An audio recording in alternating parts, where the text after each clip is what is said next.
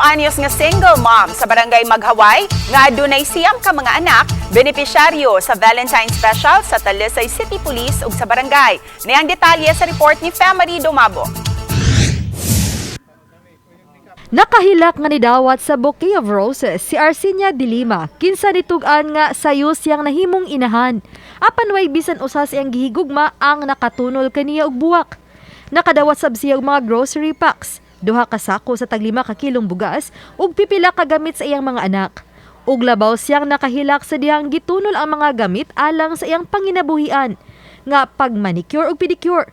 Si Arsinia adunay siyam ka mga anak, 24 anyos ang kamagwangan ug 2 anyos ang kamanghuran. Ug duha na kanila ang naminyo. Mulata bitaw siya ma'am din. Nilayas lang ko. Puos lang sa taon tangal ko antin narong niya.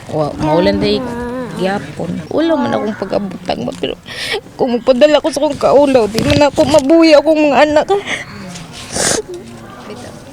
Ano naman, mukuha na lang ko, lihok na ko para kuan. Di na lang ko magkuan kay maunan, kuan naman, nasayop naman ko. Apan dako niyang pasalamat nga wa siya masayop sa komunidad nga mialalay kaniya. Siya ang gipili sa hepe sa Talisay City Police Station nga mahatagan og paglaom ning Valentine's Day. Atong gipakita nga ang Valentine's ang gugma bisan si kinsa labi na kita dinhi sa kapulisan o sa mga barangay officials dinhi sa Maghaway nga nagpakabana kita sa mga tawo nga nanginahanglan sa atong tabang. Uban ni Philip Patricio Grod Prado, Family Dumabok, GMA Regional TV Live.